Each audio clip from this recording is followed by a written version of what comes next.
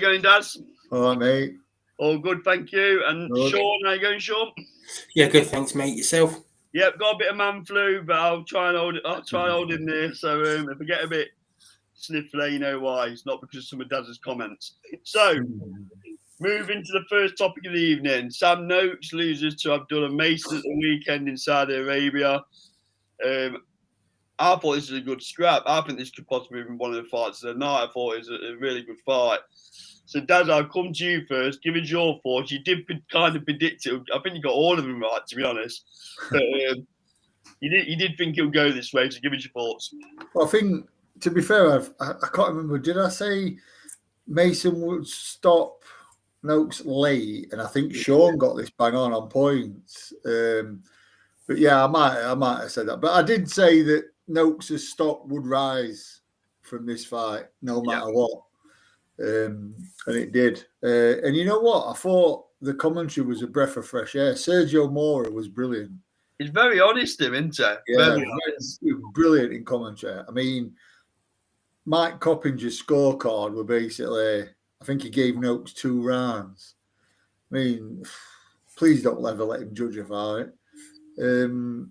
But yeah, listen, Noakes showed he belongs at that level. Mason had a few questions asked of him and answered him. Yeah. It was a good all-round fight. It was a cracking fight. I'd go as far as to say it was the best fight on card. Yeah. It warmed the crowd up, Daz, didn't it? I mean, what did you take about the crowd, Daz? Because it didn't seem the most raucous of atmospheres again, did it? No, they never do, mate, do they? I mean, I think you've got to take from that. You've only got to look at Turkey when he's ringside, mate, for fights. He's on his phone most of the time. Not a great look, though, is it? No. It's more about just the event rather than what's actually happening, I think, over there. And I think that's something we've got to get used to. Yeah. You know, it's never going to be a York Hall atmosphere or a Wembley atmosphere. You know, I think I don't know, mate. It's hard. It's an hard one because they're putting on absolutely cracking fights. Yeah. But I mean, can you imagine that card if it had been, you know, over here, sort of thing? You know. Why does part of me feel like the fighters deserve more, Dad? I know they're getting a bundle of cash. I know that, but you almost deserve more, don't they? Yeah, of course they do. Yeah, they deserve a better. I think most arenas are filled with people who have got loads of money. Yeah, and not, you know, and not people who are. It's more like a celebrity thing over there. I think people want to see people walk. You know, people want to be seen walking in with the, 500 grand watch, £1 million watch. You know, and it's that they're not really there for the boxing. They're there for the prestige rather than the boxing. Yeah, they're there for the, to get captured on camera and just the prestige, which takes away from the atmosphere, to be fair. And what's your take on Abdullah Mason being the next face of boxing, like what's being talked about? It's got a way to go, Yeah, mate, he gets it far too easy. To talk about him in that ilk. Yeah. He's a young, I believe he's 21. He 21, he showed some bottle because Noakes can punch. He didn't like a couple of them body shots that Noakes caught him with. But he came for a bit of a gut check against somebody who's a little bit more seasoned. He possibly, because let's not forget Noakes is new to that level as well. Yeah. But saying that, Mason did a lot of things wrong, which his corner were calling for him. Listen, use your jab. You're making it an easy night when you use your jab. He didn't use his jab. He got involved far too much. I remember, I watched it Sunday morning and I was screaming for Noakes and his corner because every time Mason, who's a southpaw, pivoted off to his right, obviously he's avoiding Noakes' right hand, but he was pivoting off to his right and his right hand was so low. That left hook was there all day long. But it was just one of them things that he couldn't quite capitalise on. But yeah, I think he'll go on, Mason, and do some good stuff. I'm going to reserve judgment on whether he'll be the next, superstar yet. But now both of them, full credit to both. Okay, good point for Newing and Sean. So, Sean, what did you take from both fighters? And I think Darren's already gave you the accolade for picking this prediction up. So well done on that. Give us your thoughts. Yeah, I agree with much of what Dad said there, really, to be honest. I thought Sam Noakes impressed me, I have to say. One thing I will say is I hope he sort of stays at that kind of level now. I hope they don't drop him back down to go back up, because I think he's proved he can mix at that level. Definitely. Albeit lightweight's a very sort of hard weight when you look at the champions to beat. I think anyone that's not very special will have a hard job winning a world title, to be honest. As for Mason, I have to be honest, I didn't see too much of him prior to this card. Only seen him once or twice, and for all the noise we hear from the other side of the pond, I think they jumped the gun early on him being a big star. Yes, he's 21, he's got the potential, but he's got a lot to learn. And as Dad was saying, he does get hit a lot. And as you said, Kyle, he didn't like those body shots at all. Yeah, I mean, with him being 21, Sean, I won't be rushing him too quick up to that high echelon of that weight division, would you? Let him take his time and take some learning fights. Definitely. So, moving on to the next one. I know Dad thinks Inoue will beat Bam if they ever get into the ring together, but I'm starting to lean toward Bam Rodriguez even more. I love to watch Bam Rodriguez fight. Come to you first on this one, Sean. He done exactly what he said he was going to do, Bam Rodriguez, didn't he? He let Puma do all the jumping up and down in the weigh-in in the press conference, and then just got into the ring and, let's be honest, taught him a bit of a lesson, didn't he? Absolutely. I think the biggest mistake you can do with Bam is annoying him, a bit like Usyk. Well, when you light the fuse on him and slightly get under his skin, there's only one result, and that's going to be a devastating knockout. I think Bam's such a special talent, and I think it's about time people give him the credit he needs. At a lower weight, you don't always get that. No. But I think both him and Inoue, they're almost rewriting the script for those weights, to be honest. And I think Bam, I said it the other night, I think he'll beat Inoue, but what a fight that will be if it was to happen. Yeah, I understand why Sonny Edwards didn't want to jump back in with Bam now as well, can't you, Sean? So, Daz, coming to you.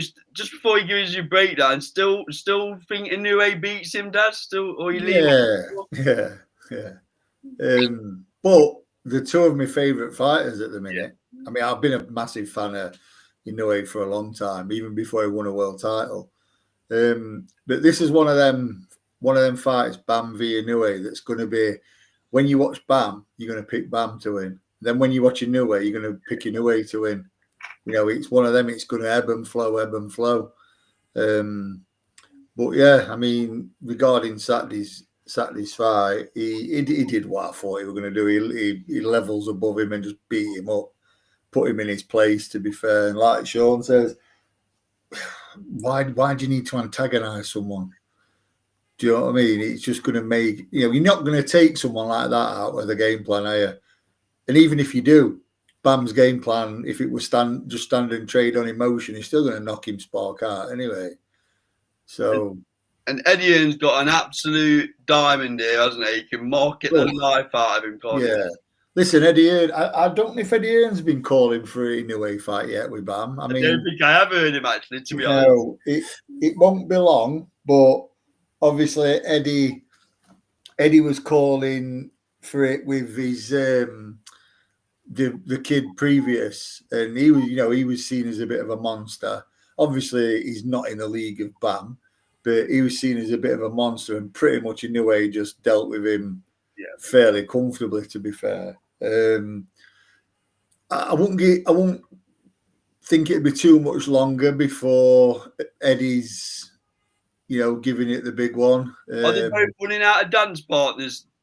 Daz, inevitably you have to meet sooner or later, aren't they? Yeah, they're cleaning up, mate. I mean, in a way, there's talk of him going up to feather. And having Nick Ball as his first fight as a feather. Yeah, I mean, I like that fight. I'm not saying Ball wins, but I do like it. Listen, it's made for in a way, isn't it? He's going to come forward, and he's strong, but it's no in a way I ain't seen before. I just hope Ball will get well paid for it. Well, I'm sure he would. Into, let's be honest. So you'd hope the purse would be decent, wouldn't you? Yeah. But Bam's, Bam's quality, and let's hope that fight happens, in a year. Yeah, hopefully late next year, maybe. Yeah, interesting. But he's still, just for the record, he's still sticking in Inoue, yeah? Mate, I'll say it. Inoue, listen, Inoue's already going to go down in Hall of Fame, but Inoue's probably going to be spoke about when he's done as the greatest Japanese fighter ever. Yeah. In front of fighting Yarde and co. So that's Inoue beats. Yeah. Rodriguez. Okay. Yeah. Okay. Be interesting to see. Let's move on. Now, Devin Haney, a fighter who took a bit of stick recently, really, since the Garcia fight. And we all know some of the reasons behind the Garcia fight. We don't need to go there this evening. Obviously, a new weight. I thought he looked very good. I'm a big fan of Haney anyway. I'm not sure what he pops like at this high weight, but for the sweet science, he's right up there for me. So, Sean, give me your thoughts. A lot of people fancied this Norman Jr. going into this, didn't they?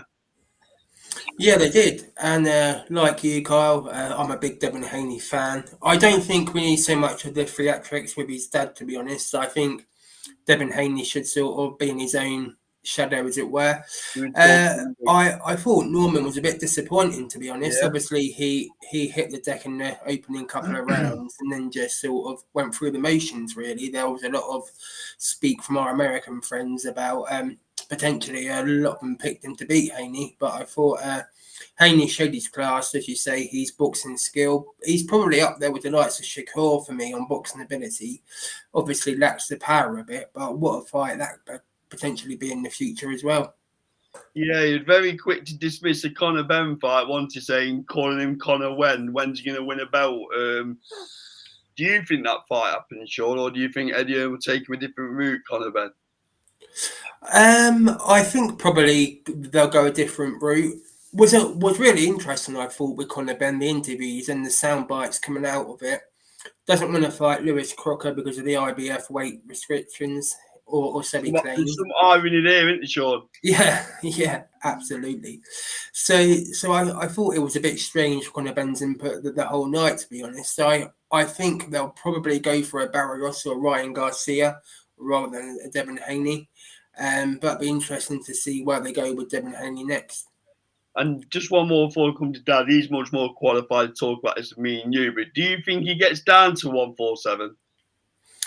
I don't know. I was speaking to Nissa about it last week, and he seems to think he'll stay at 160. So it'd be interesting to see what happens and where it goes. Interesting. All right, Dad's coming to you. I know you're a fan of Haney as well. How did you think he looked at the heavier weight, Dad? Yeah, I thought he looked good. Yeah, quite impressed with him. I echo what Sean said. I thought Norman had the look of someone who just thought he was going to hit Haney and Haney was going to go. Too one-dimensional at that level. You can't do that. Yeah, but listen, all credit to Haney. He deserves all the credit. He looked really good. He looked, like he got a little bit more pop. And I think Sergio Mora pointed out this looks like someone who's been fighting at a weight that he'd been killing himself to make. Yeah. He looked good. Listen, the only thing that lets Devin Haney down is his dad, for me. His dad's a prize prat, if I'm honest. Says some things that, make sense. But I think he's a very disrespectful person, to be fair. He tries to make it all about him, Dad. Yeah, I mean, I think he had a professional fight himself, and I think he lost. by KO. I think he's had one fight, one loss, one KO. So he's obviously trying to live himself through his son, which, you know, sometimes happens. But yeah, listen, he needs to make it more about Devin. I mean, what he said at the post-fight press conference was spot on when he said, when is Conor Ben going to do something that's on Devin Haney's level, which is 100% right. But after the fight, he was stood. Devin was announced as a winner. He was stood goading Brian Norman's dad. You know, you could see him. He's like jumping around with his, and I thought, what a prat. Have a bit of class, right? Yeah, do you know what I mean? But as far as the Conor Ben situation goes, Conor Ben's not going to land a punch on him. He's going to get his head boxed off if he fights Devin Haney. I fear for him against Ryan Garcia as well. To be fair, I think he's too fast. Well, they're talking like Barrios is a open goal, even if he goes to 147. I know Barrios isn't the greatest WBC title holder, but let's be right. Conor Ben, take the Eubank fight to one side. He already impressed us all at 147, didn't he? Sorry, 160 before them fights, did he? No, let's be honest, mate, as well. I mean, Eubank shot to pieces, isn't it? I mean, I worry people think he walks on water now, when the truth is, it's somewhere between Eubank having a stinker and Conor Ben maybe producing a little bit of form. Yeah, it's, you know, you put him at 147 and he's up against it, innit? I mean, the fact that he don't want to fight Lewis Crocker because of this rehydration. I mean, I'm like, is he actually having a laugh? You couldn't write it, could you? No, I mean, it's like, really? You know, he's sort of, this is how fickle the British public is as well.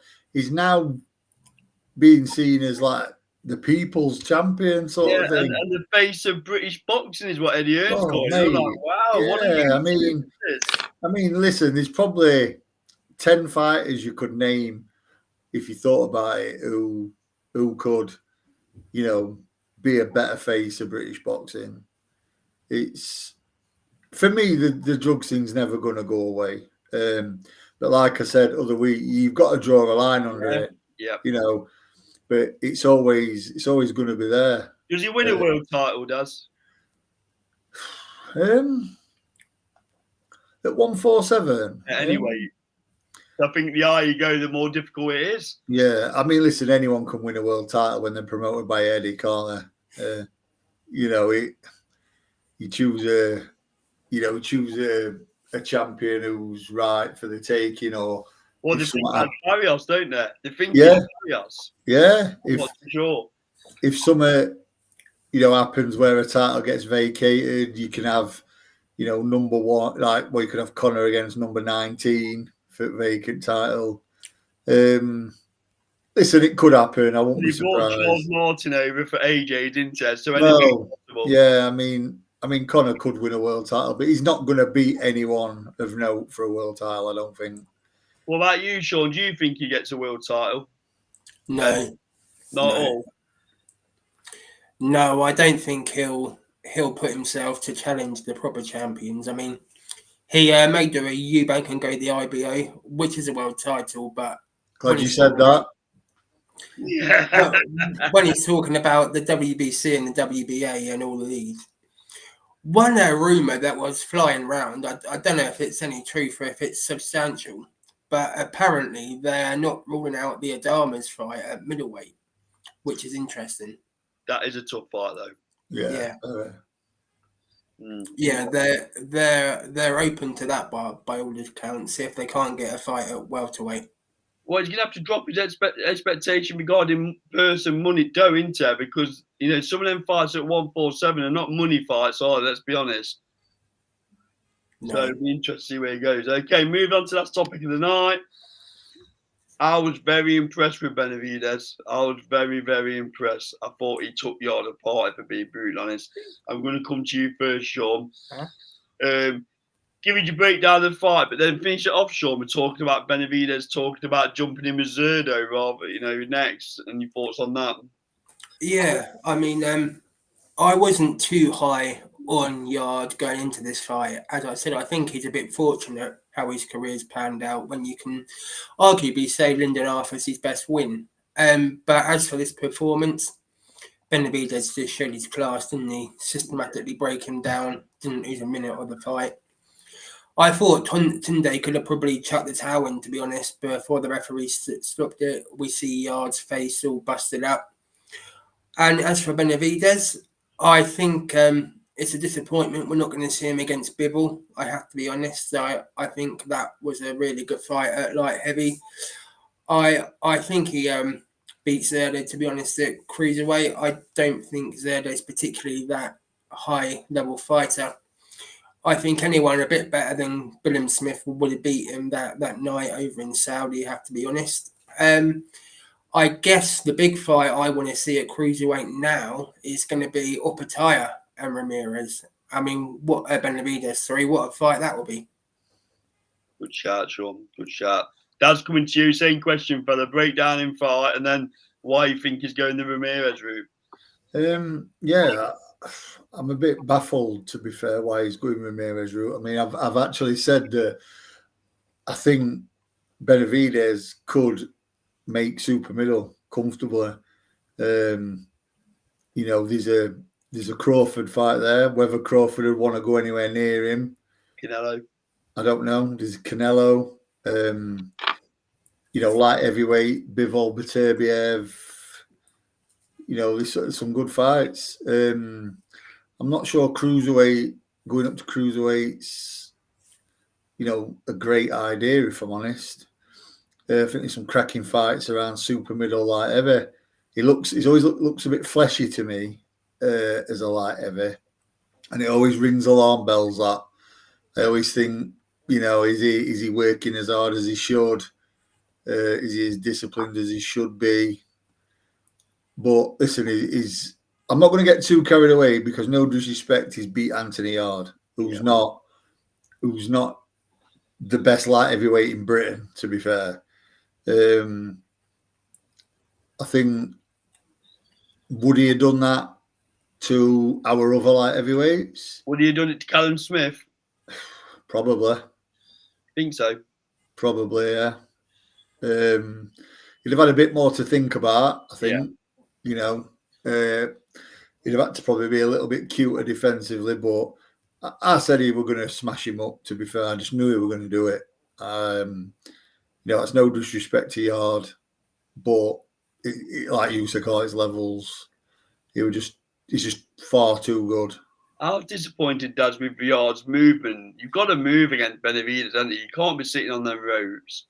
Yeah, I mean, Yarde's, you know, he's obviously got a bit of strength about him, but he ultimately gave that up straight away. You know, you've got to get a bit of a feel for your opponent. Do you know what I mean? What if Yarde have... You said Thursday, one thing he's got to do is get Benavidez respect. And I don't exactly. No. If you get up close to Benavidez and you have a bit of a feel how strong he is, and what if Yarde would have been stronger than him physically? And then you push him back. Bully him a bit. Do you know what I mean? I'm not saying the result would have been different, but it's a little win situation for you. Yeah.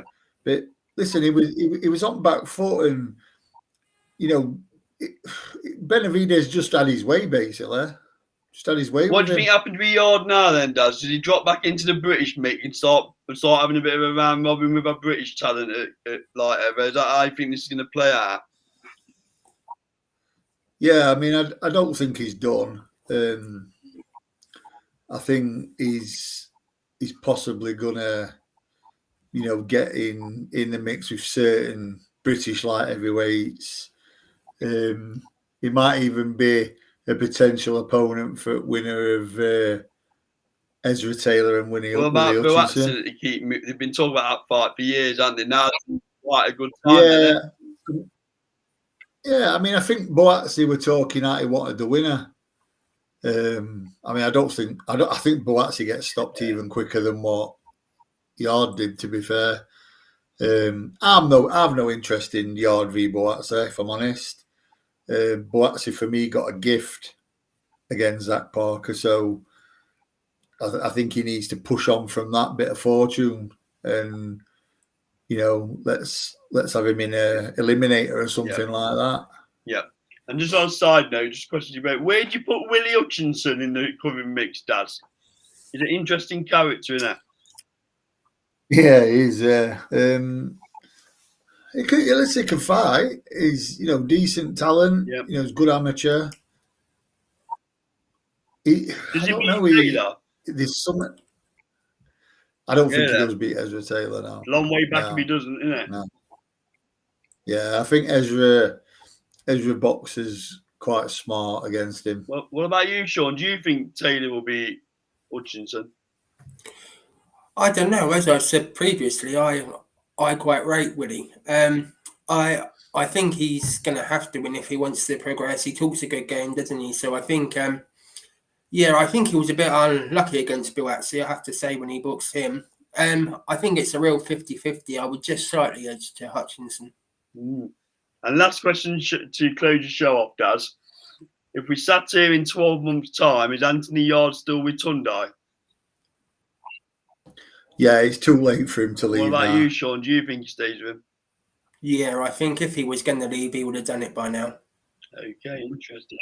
Yeah, I mean, who if he turns up to another trainer and starts saying, I want to do this to pad work, what they do. I mean, personally, if he turned up to me and said, I want to, be doing that, I'd be like, nah, you're all right. We need to do stuff that is actually. I think where I'm coming from is that's his third time now at that level where he's been beat. He's probably got one more go on the merry-go-round, right? Possibly one more go. So I just wondered whether he might freshen things up just for one more crack at world level. That's my rationale. You never know. You never know. But you've been going wrong, Daz and Sean. So, okay. Anything else, Dad, before we close off? Any news on Hopewell's next fight? Anything you can bring to the... No, mate, no. Waiting for phone to ring. So, if Miss Fundora, if her management want to get in touch or wait below, Light Fly, Evelyn Benavidez, if she fancies a real fight. Open to offers. And Sean got a taste of all things boxing journalism last week, Sean, didn't you? Down in Brighton. Yeah, absolutely. And we might have a couple of interviews coming up this week as well. All good. Okay, Dad, thank you very much for your time, mate. Much appreciated. Still next show. Good, Sean, mate. I'll speak to you soon, mate. Again, thank you for your time.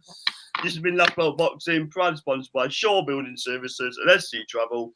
Like, comment, subscribe.